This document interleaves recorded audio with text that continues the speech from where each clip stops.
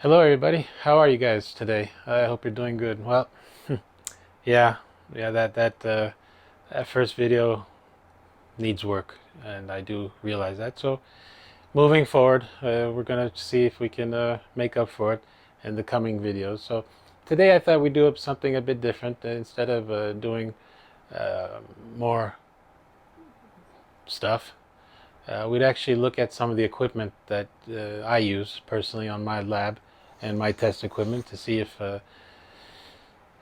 it'll help you guys set up a simple testing area. We'll focus on electronics today, and then later we might look at some other things for the mechanical, like welding equipment and such like that. So for now, we'll just look at the thing. So as you can see, we have some of the test equipment area here, and of course, the most important thing in a lab environment is to have an extremely messy desk.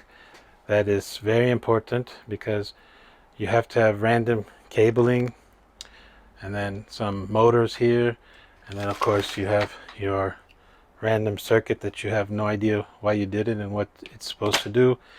So these kind of things we'll talk about and we'll look at them, and then of course we'll see some of the things that I made to do the testing, especially on high voltage equipment, which could be potentially dangerous, so we don't blow something up.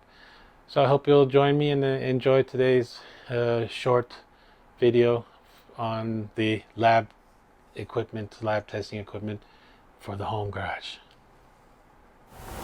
Okay, so would you believe that I actually recorded this video and the microphone batteries were dead, so there was no sound, so I had to redo it all again. So anyway, here we are. This is the equipment that I'll be showing you guys. This one is the current limiter using the light bulb, and of course this is the power supply and the infamous multimeter.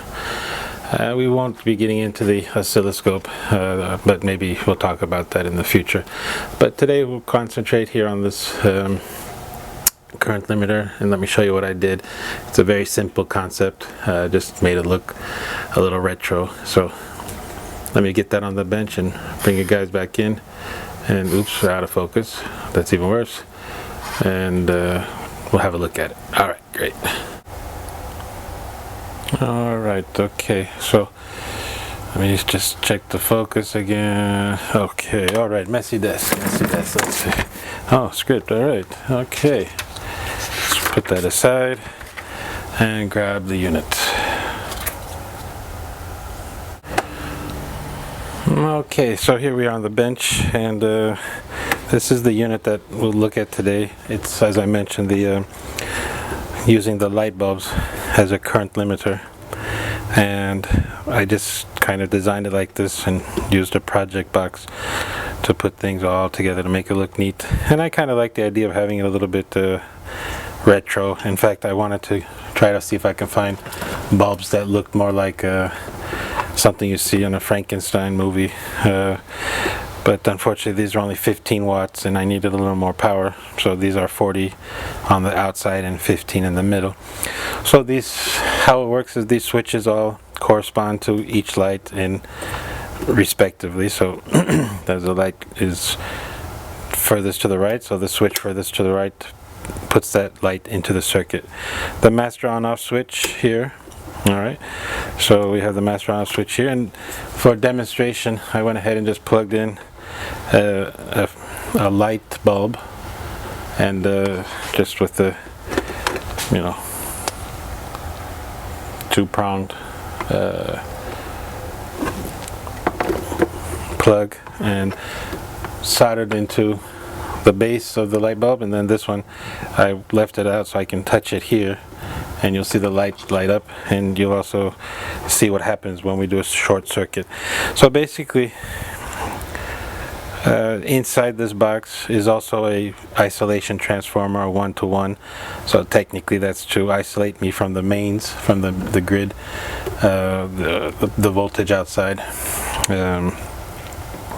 Wow, I'm using some really big words today. The power coming from the outlet is going through the transformer that's in here, and that's coming out here on a 1-to-1, so I'm still getting 120 volts, as you can see here.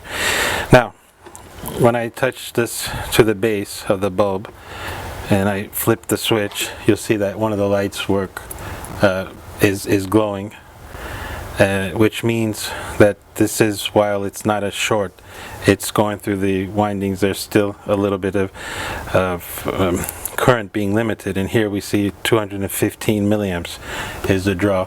I'll just zoom that one in real quick so you can get a quick view on that. So you can see 212 amps, and you see the light bulb is lit, and the power factor is being 1. Now if I add one more light into the circuit, so now these two are in the circuit, you can see that the current has now gone up to 232 milliamps, if I can keep this straight. There we go, 232 milliamps. And if I add one more, it doesn't change much now, but it did go up to 236. And let's just add the last one, and we're at 237, and this light bulb is getting hot. It's going to burn my fingers. And then this switch here is actually a bypass, so if we just bypass everything, we're at 240 milliamps. Now let me show you what happens when we take this, and yes, that bulb did get hot. When we take this and we do a little bit of a short circuit. Now this one light bulb is on. This, again, as you can see here, is connected to the outlet of this little project box. If I touch this to that, you should see a small spark, but you see the light come on. So what did this do? This essentially has now acted as a short to ground, which in effect has completed the circuit for the light bulb. Now, okay, the good thing is, at this point, whichever light bulb is on, the 15 watt element is lit up. If I turn to, the 30 watt, of course, this is acting as a short, so it doesn't matter what which output level we're at. Now, I'm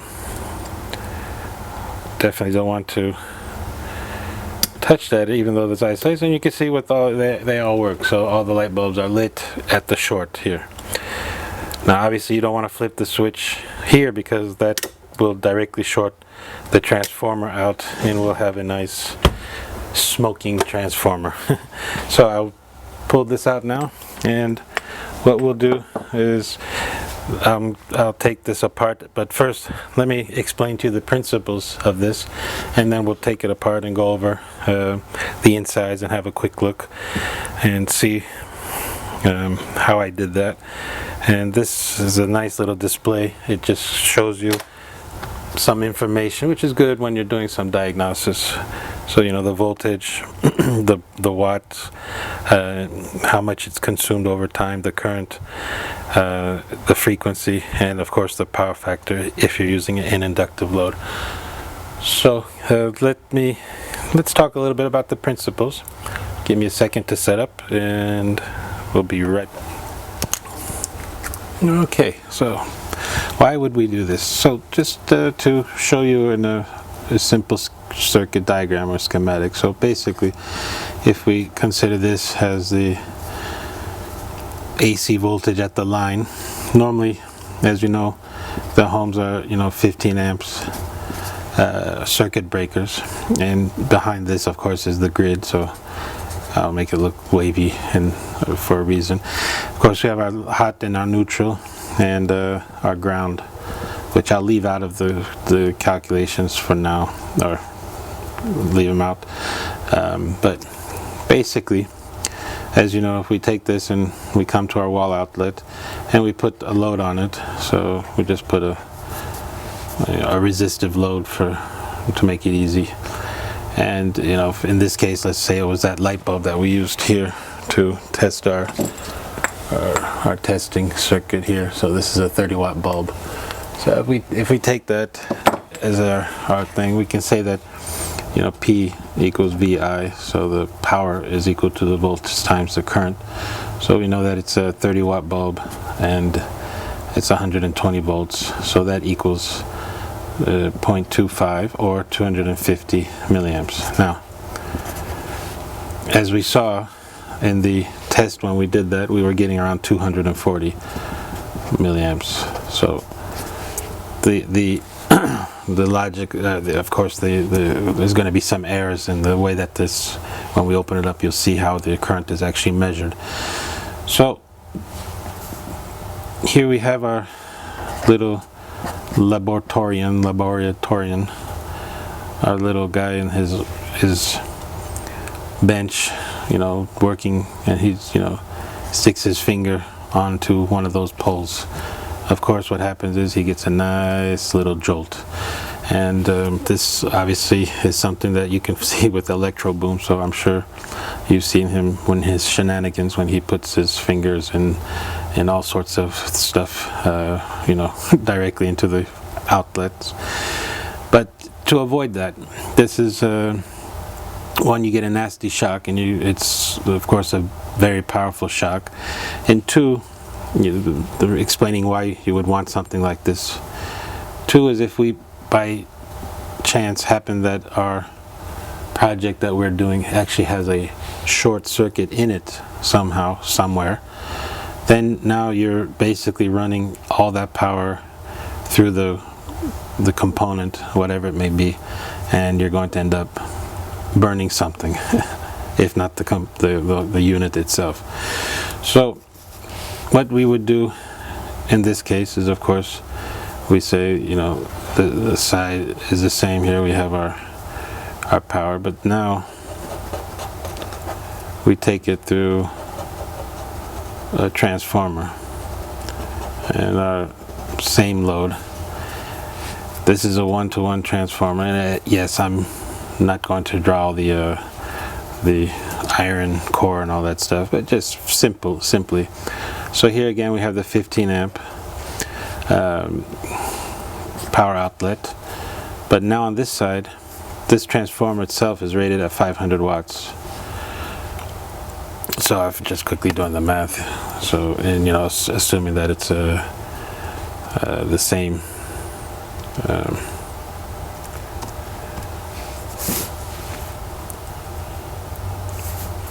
voltage, sorry, lost my train of thought. So roughly 4 amps we can get into our load from here. The advantage here, of course, now we have our ground, and as you know, coming back a little bit here, the ground and neutral are connected in the distribution box of your home. Now what we've done is we've isolated the ground loop from this transformer, so that is out of the equation. And now when our little laboratory assistant sticks their finger inside the circuit, which I actually did a few minutes ago before, if they happen to touch the live part of the circuit, well, you do get a shock. You will get a shock, similar to something like when you remember sticking your tongue into a 9-volt battery. And no, I don't recommend you do it just to see what it feels like. I mean, it's still unpleasant. It is a shock nonetheless. But this would be the typical idea here is, of course, one is you're isolating yourself from the main grid, and two, you will bring down the exposure risk to the power outputs. Now, what did I do? All right, so let's just come here. So again, we have the same power outlet, and now we have my 1-to-1 isolation transformer. Okay, but here I branched off to a, we'll just call it a bus, you know, just to sound neat, and place the switch here. Of course, we have another switch, but now this one is going through a light bulb, and then we have another one going through a light bulb, and of course, oops, 2 more going to light bulbs. Now, these are all connected in series. However, series to the load, mind you. So let's just complete that. And here is our where we would put our load. So in these examples, we use the 30 watt light bulb. So you know what we did is, in what we showed you what I showed you a little earlier was a 30 watt light bulb. You know, went here, and he shined. What we have is 40 watt on the ends, 15 watts in the middle, and 40 watt on the far end. When we do the math, of course, this one comes out to 330 milliamps roughly, give or take 125 milliamps, give or take 125 milliamps, and 330 milliamps, give or take. So roughly with the light banks, I can get about 1 amp, roughly 900 and some odd milliamps, but roughly 1 amp. So when you're energizing something that's been sitting for a long time, especially vintage electronics that might have some, you know, capacitors or something that could potentially go smoke when it just gets an inrush of this really nice and powerful power, here you're limiting it to much smaller current, so it gives it a little bit of time to, you know, to kind of pull itself together, for lack of better words. And yes, I'm trying to stay as untechnical as possible, just in layman's terms. But you know, here these are acting. You know, if we want to make an analogy, you know, this wavy thing that I drew here earlier, it can be kind of analogous to a you know, a reservoir of water, and these would be like the switches on the pump. Or let's even take it closer to home, you know, a barbecue grill, you know, your propane tank, and these are the valves. So if you want the burner to go higher, you know, we open the valve, and in this case we're closing the switches. Now this bypass switch allows for the full current of the 500 watt transformer to come through. And as I mentioned, is our nice and happy home laboratory guy or gal. You know, don't stick your fingers in it anyway, but you know, it's a little bit less painful than, of course, when you have the full grid. So this is it kind of in a nutshell. And like you saw earlier, is when we happen to short this out, you know, our test point out. Now what you can see here is we have the light bulb circuit being completed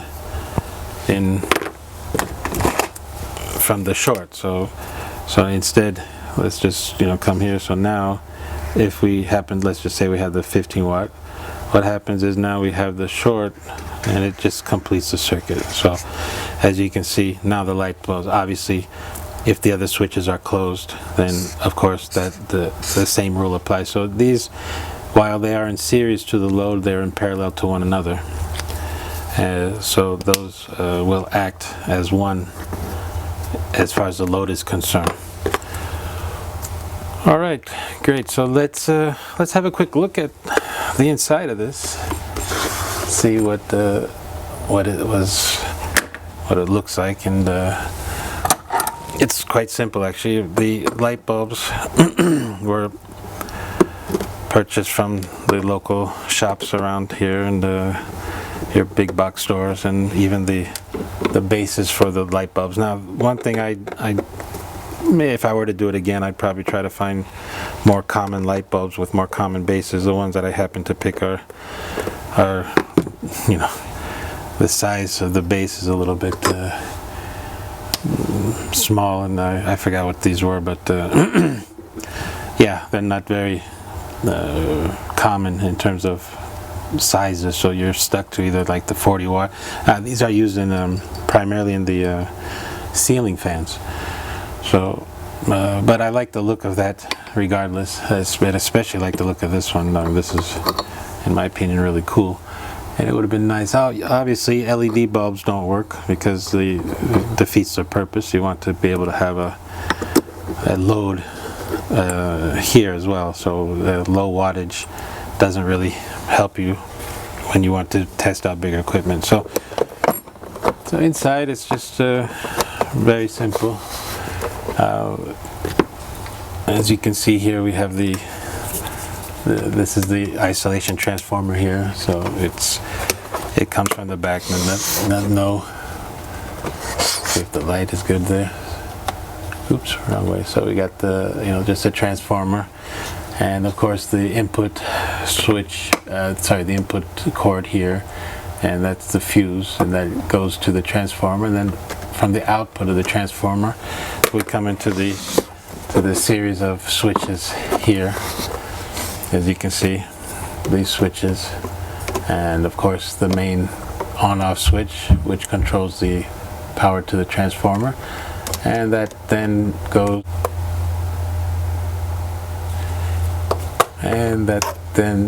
to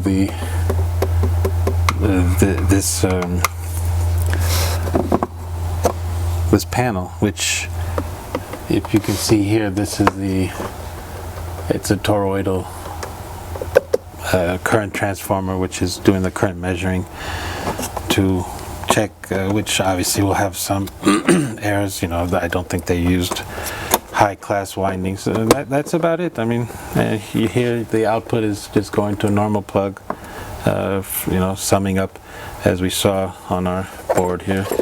So it just sums up all these and just comes here to the outlet. So all in all, in my opinion, it's one of the more useful tools, especially when you don't know the component that you're actually dealing with. And yeah, there's plenty of YouTube videos out there that show this in more simple terms. I mean,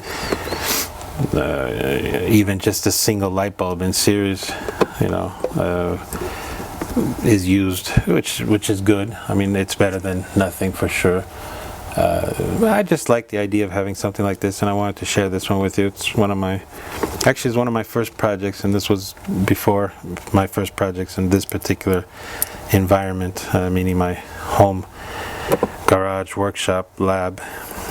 And at the time I didn't have an idea of making a YouTube channel, but the more I worked in the garage, the more I started playing around, the more I thought, well, and of course as I watched YouTube myself and I learned quite a bit, I thought it'd be nice to share some of these, right or wrong, good or bad. I hope you just enjoy what you see, and we'll spend time. I made a mistake. As you can see, the metal is different here. It should just be one piece. I put this panel up here, and unfortunately the backside was hitting the transformer. I didn't take that into consideration when I cut the hole out. So I just cut a new piece of metal out and just put it back here, and tried to make it look a little bit not steampunked, but used rivets instead of screws, just as a difference. So there you have it. I hope you enjoyed it, and what I'll do, let me tape an outro. I'll just tape an outro, so see you at that. Well, thank you guys for hanging out again with me in it's a garage, but we'll call it the lab to make it sound nice. Probably referred to as the workshop, the lab, the bench. So those are all interchangeable when you have these kind of setups. Hopefully that things that we showed you today, or I showed you today, will be of some help to some of you newer guys trying to get in and thinking what you want. And I know there's a bunch of videos out there like this, but I kind of like some of the design changes I did and made, and try to make it look a little unique, and hopefully that helped you, inspired you to go out and do something yourself. So until we see you guys again, thanks a lot for hanging out with me, hanging with the Big E. We'll see you soon. Take care. Bye bye.